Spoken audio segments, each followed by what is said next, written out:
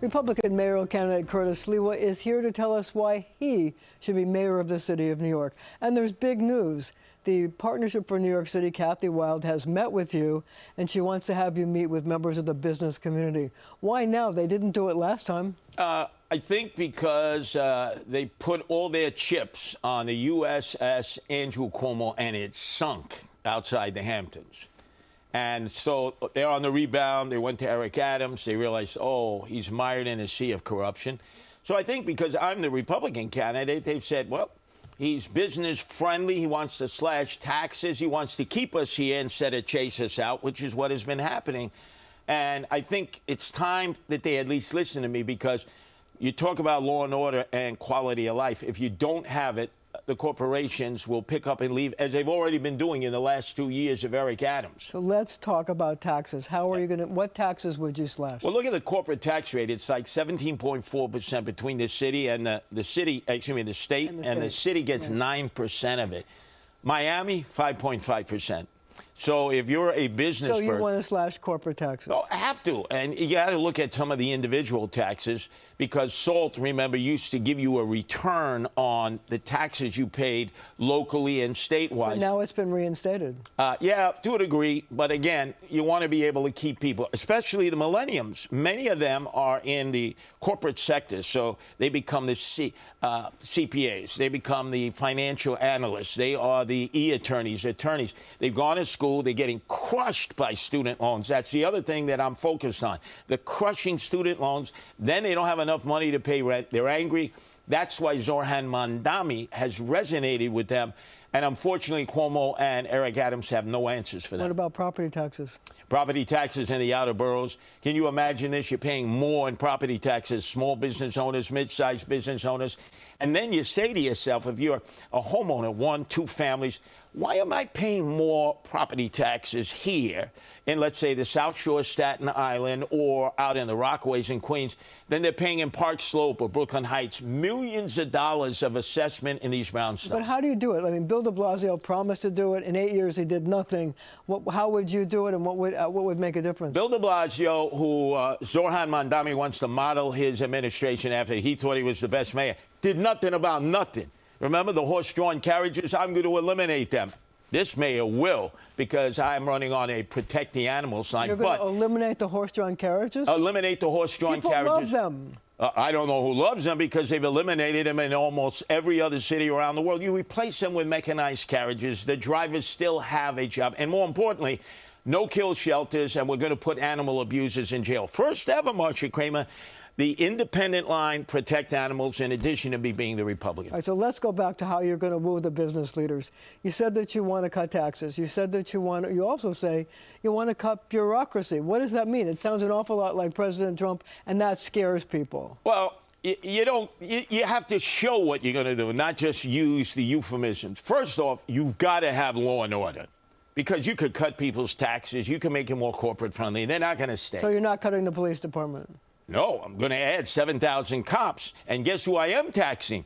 Jimmy Dole in Madison Square Garden. You owe $43 million in property tax a year. He's had a sweetheart deal. Well, you said you also want to tax, like, universities and places like that as well. Well, like Columbia, Barnard. Columbia and NYU only on their real estate holdings that have nothing to do with education. They become big real estate firms. They own so much real estate in Greenwich Village and Morningside Heights that has nothing to do with education.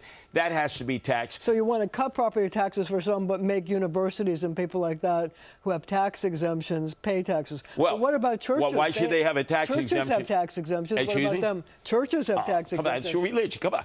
Columbia is in the business of educating students. NYU is in the business of educating students. Why are they buying property that they don't use for educational purposes or housing students or caring for the needs of the teachers? They're in the real estate business. Pay your fair share of taxes, and we'll have more than enough to hire 7,000 police that we desperately need. And then We got to get them their qualified immunity. That was stripped of them by the state legislature, Cuomo, the city council in 2019. What do you mean by qualified immunity for cops? That is the insurance that every civil servant has. All 300,000 who work for the city, and Cuomo, who's taking advantage of it because when he was governor, he got hit with 13 sexual harassment cases. And even Tom DiNapoli, the state controller, has said, we're paying millions of dollars to defend Cuomo. He's got so much money. Why can't he defend himself? So what bureaucracy would you call? What would you zero in on? First off, I would ask Robert Holden, the Democrat from Middle Village, who is the leader of the Common Sense Caucus, who's term limited out. He was a teacher for 40 years. I'd say, Robert, I want you to be my chancellor of the Department of Education. You're announcing that now that he's going to be your chancellor? I will. I'm mayor. I'm going to convince Robert Holden to become the chancellor. Why? He leads. Yeah, but what do you want him to do once he becomes chancellor? I tell you, he's cut that budget, $41 billion. Cut education? Wait. 100,000 less students. 1/3 of the students are truants every day. 2/3 of the students who go to 4th grade can't read at grade level, write at grade level, do math at grade level. It all goes to the top. There are 13 deputy chancellors. Nobody knows who they are. 50 department heads at the Tweed Courthouse, which is the old Tammany Hall location, which makes sense for the bureaucrats there. That's got to be cut. And we got to make sure that the money goes to the classroom, teaching the kids, and so that the teachers don't have to pay for their supplies. We got to talk about this because when Eric Adams, you know, as you point out, there's a lot fewer students, 100 to 200,000 fewer. It's gone up because of the undocumented students that have gone in there. So he tried to cut the budgets of schools, and schools says, hey, wait a minute, we planned on having these number of teachers, and you can't cut our budget. So he had to cave on that.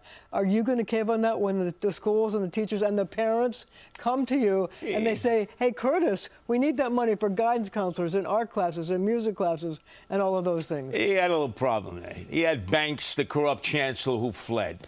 He had Tracy, the girlfriend who was there for 2.5 years, no-show job, living in apartment 22H in Fort Lee. He had a lot of problems with the Department of Education. He actually should have recused himself. Why would you hire more teachers if you have 100,000 less students? They have to, because there's a law that passed in the state that says they have to reduce class size. Marcia, in order to reduce class size, you have to have more teachers. I respectfully disagree. First off, not only don't you need more teachers, 1/3 of the students are not even there each day. You think maybe we need to go back and get the students in? Smaller classes.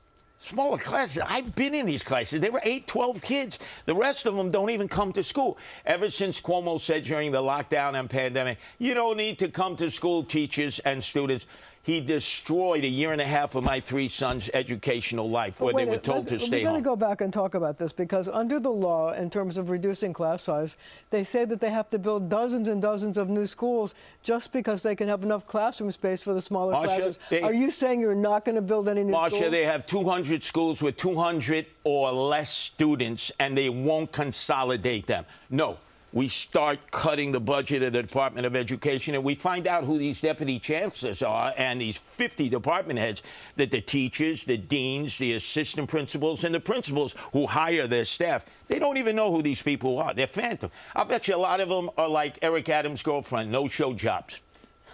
So let me ask you this. Yes. Mayoral control of the schools. Mamdani wants to change it. How do you feel? Oh, I remember the old Board of Education that was run by Billy Thompson, who ran for mayor. Complete chaos.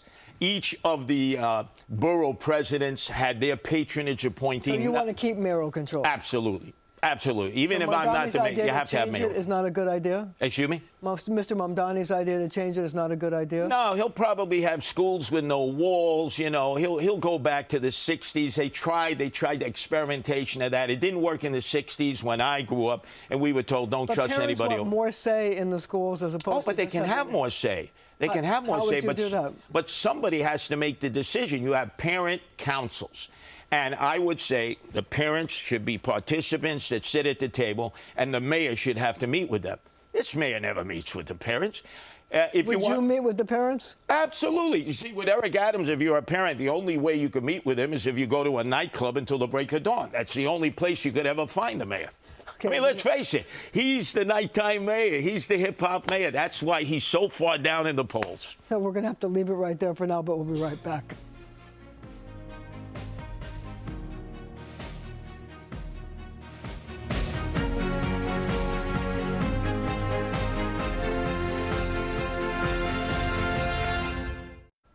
We are back with the man who certainly tells it like it is, the Republican candidate for mayor, Curtis Sliwa.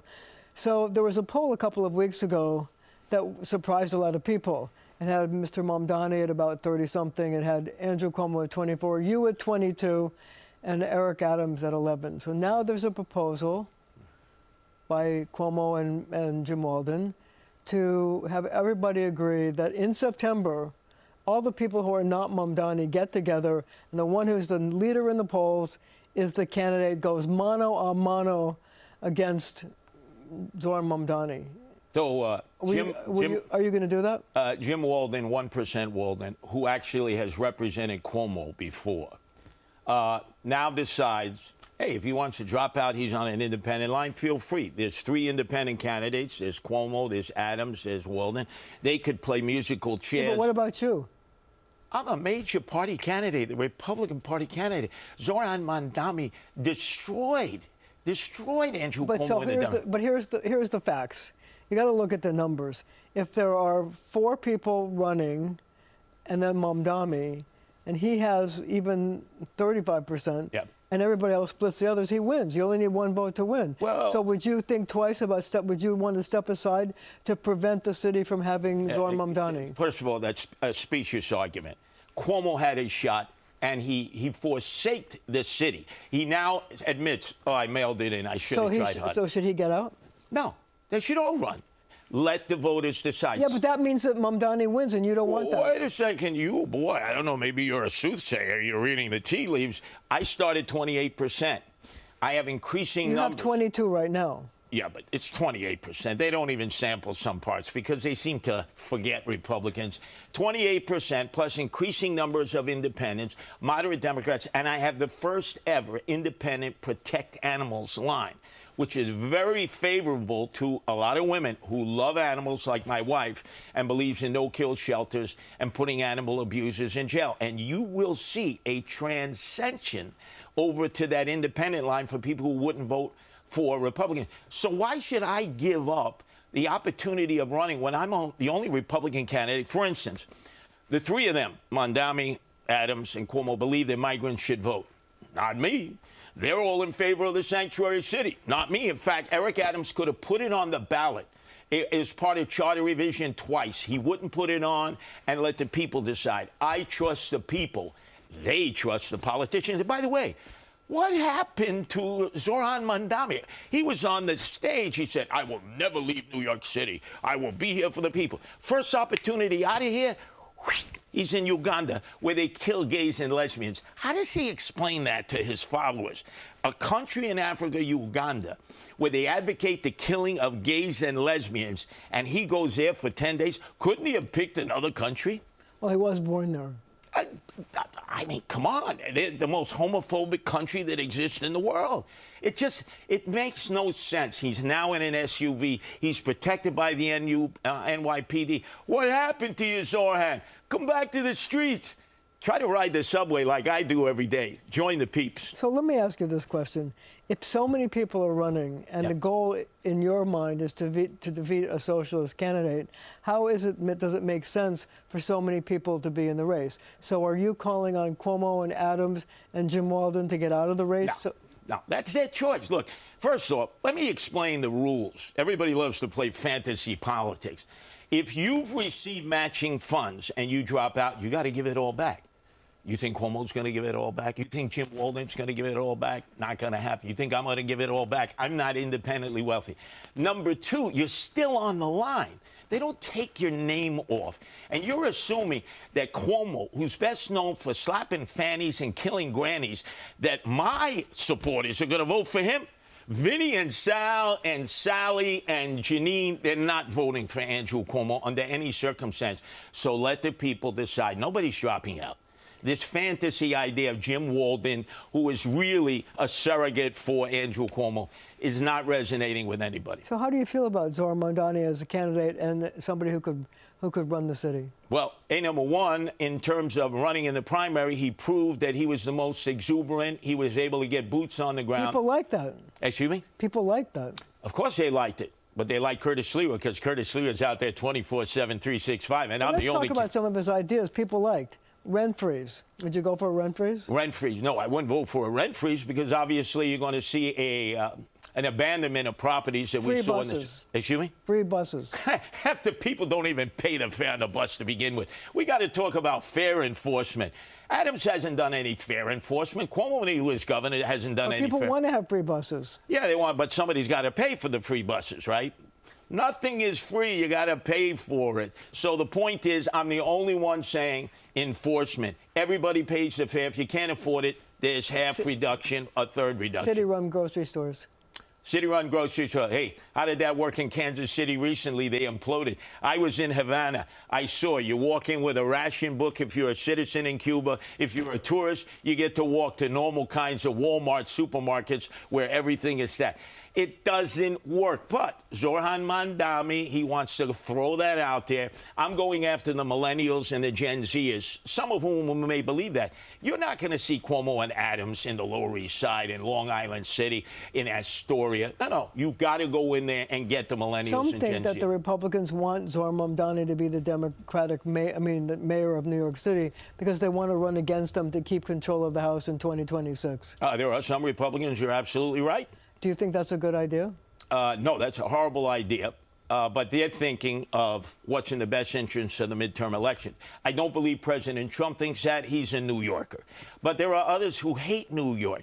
Remember, there are a lot of people, even Democrats around the country, they hate, they despise, they loathe. They would like to make Zoran Mamdani the face of the Democratic Party so they can get seats around the country. You don't think that's a good strategy? No, that's a horrible strategy but because the Republicans think it's a winning strategy. Well, I'm not interested in the midterm election so much as I'm interested in first becoming the mayor, the Republican mayor of New York City, and getting the city back on track. We had 20 years of Republican mayors, 12 years of a Republican governor. We had no chaos, no corruption. Ever since we went back to de Blasio, the worst mayor. Well, we did have 9/11 during that reign, too. Understood. But let's face it. Who did Zoran Mandami say he wants to be like? Bill de Blasio, the worst mayor. Everybody loathes that guy. And who did Eric Adams say he wants to be like? David Dinkins. Come on. These Democrats. So who do you want to be like? I would say a combination of Bloomberg and Giuliani. Law and order with Rudy Giuliani, and obviously delegating responsibility in your management style. I'm not omnipotent. I'm going to bring in the best people. Larry Kudlow and all of his economic experts say will be your consiglieres, will help you. So would you want Donald Trump to endorse your campaign? Right now, I would suggest to the mayor respectfully, it's best you not get involved in the New York City mayoral election. You got bigger problems, right? You got the Ukraine, Russia. You got Israel, Hamas. You got Red China and the tariffs versus the situation that exists with the big, beautiful bill. Focus on that, Mr. President, because when you embraced Eric Adams, look at how his numbers dropped precipitously in the black community. He's down to 16%. I get more black votes. Zoran gets more black votes. Cuomo gets more black votes. All right, we're going to have to leave it right there for now. But our conversation does continue right after the show on our streaming channel, CBS News New York.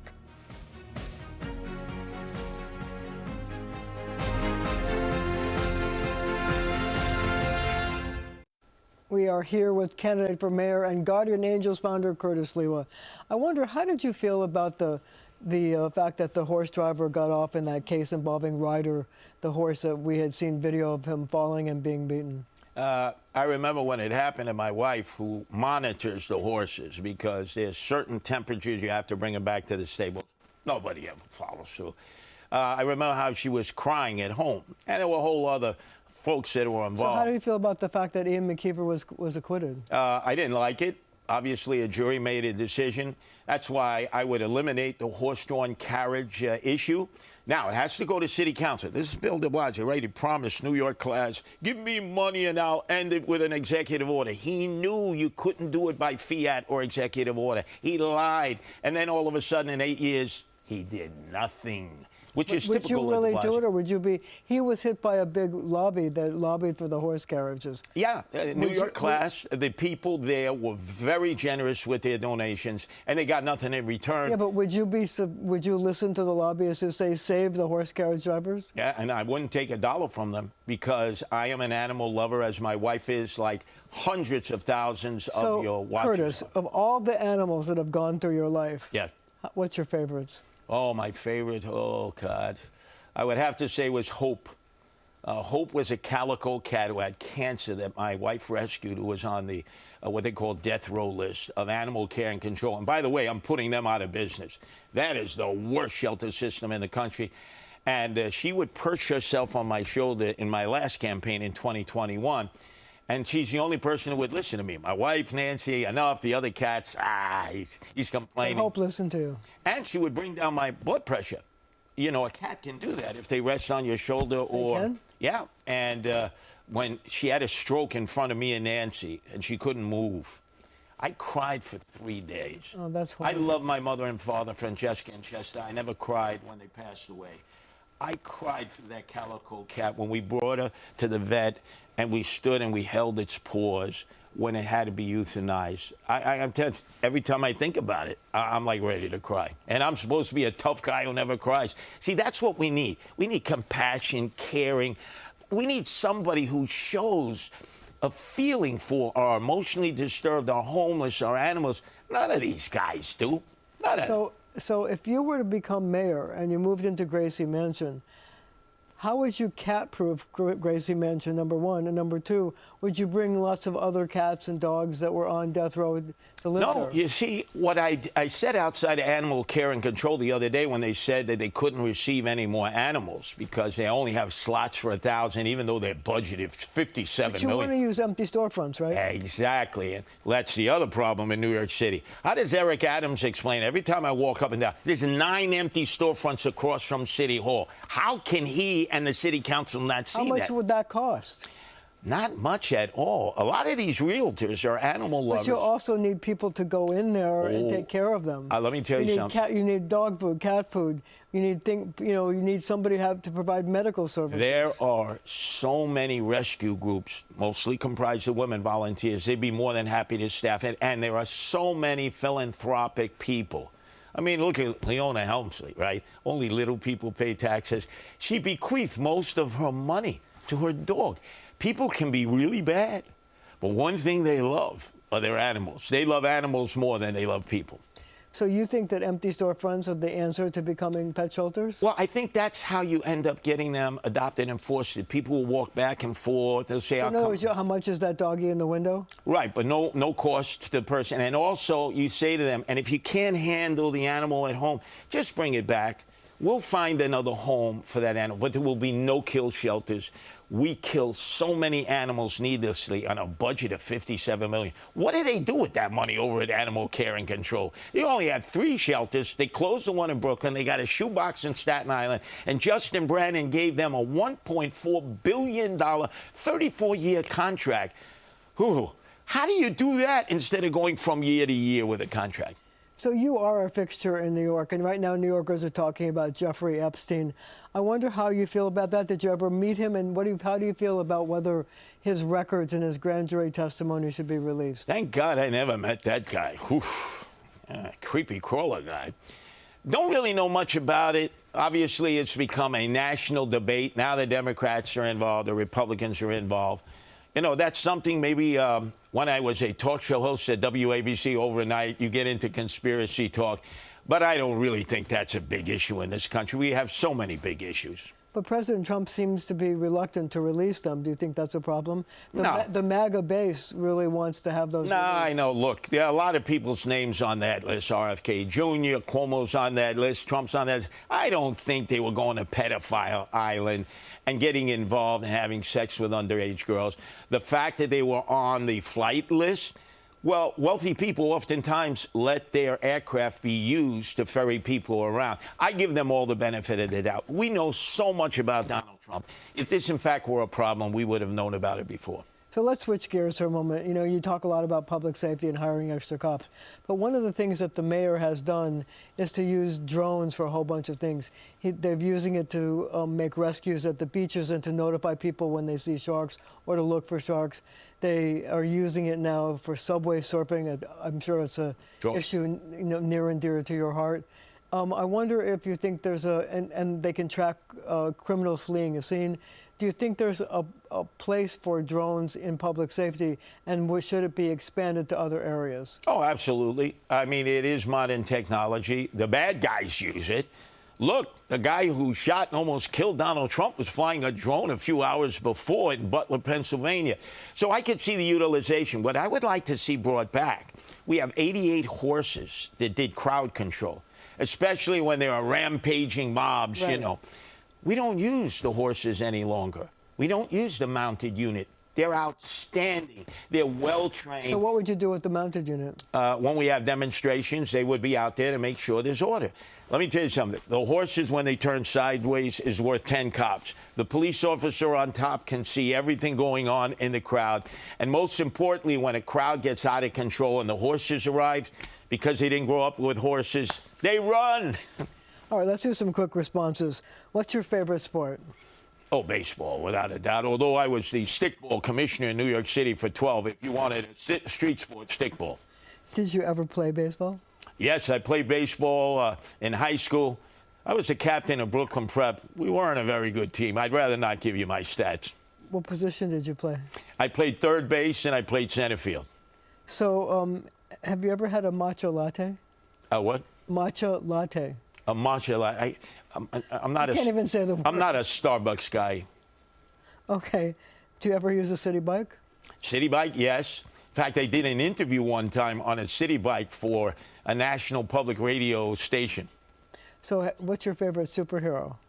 My favorite superhero clearly is Batman, Gotham City. I could guess that would be the case. So I know that you're a New Yorker. If you could live any place, any neighborhood, where would you want to live? I love the two boroughs, Brooklyn, where I was birthed, Canarsie, East New York, Brownsville, and the Bronx, where I started the Guardian Angels. But my wife loves the Upper West Side because of Riverside Park and Central Park. And my wife puts up with me, so I'm living in the Upper West Side. Okay. So how long do you have to be in New York to be considered a New Yorker? Actually, there are people who've grown up in other places, I call it flyover America, who always dreamed of coming to New York, and they know all about New York. And then once they come here, they're so excited. I don't think you have to be born and raised to be a true New Yorker, but if you've been here a while, you got to know something about the city other than just about your own little enclave or your own little neighborhood. What do you have to know? Well, you got to know a little bit about the subways. A lot of people just don't want to take the subways. I get it. There are 350 neighborhoods.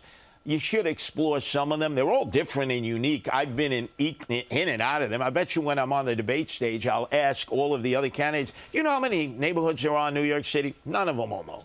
None of them. Do you think I'm a New Yorker? Marcia Kramer, you covered my first press conference up in the Bronx. We're not telling when. When I started the Guardian Angel, you are a true New Yorker. Except I was born in Greenfield, Massachusetts. It doesn't matter. You definitely knew about New York City then, and you know more about it now. So because you are a New Yorker, yeah. Play tour guide for a moment. If somebody was coming from some other place and they said, take me to 3 places that are important, what 3 places would you take? Oh, the first off is I take them to Staten Island because you get the free ferry ride. And you get to see the Statue of Liberty. You get to see Ellis Island. You get to see the Verrazano Bridge. Unfortunately, then they turn around and they come back. They pay not. I would create that North Shore to be such an enclave because, you know, I'm the Staten Island guy, Staten Island Shore. Remember all the candidates said, what's the one place you haven't been? Oh, Staten Island. And they giggled like little kids on the stage in the Democratic debate. The other place that I would take them is the Irish Riviera, Rockaway. The beaches are so great. The millennials and Gen Zs have discovered it. They go out there. They flock out there in the summer. And obviously, Coney Island. I mean, there's nothing like Coney Island anywhere in the world. It's got the grit, but it's got the feel of the old-time Coney Island. Those 3 places, that would give you a feel of what it's like in the outer boroughs. See, I'm the outer borough mayor. And what do you eat in Coney Island? Dirty water hot dogs. I actually competed in Nathan's Famous. I finished 3rd in 1996. Wow. Yeah. How many did you eat? Well, guess what? Back then, you could eat 16 and finish 3rd, which I did. Now, you couldn't even qualify to compete. And I competed against Kobayashi. Remember when that young Japanese came over and ate 50 hot dogs? And I looked at that and I said, I think it's time to hang up my hot dog eating. On that note, we're going to hang up the show. Thank you very much for joining me, and thank you at home for joining me as well.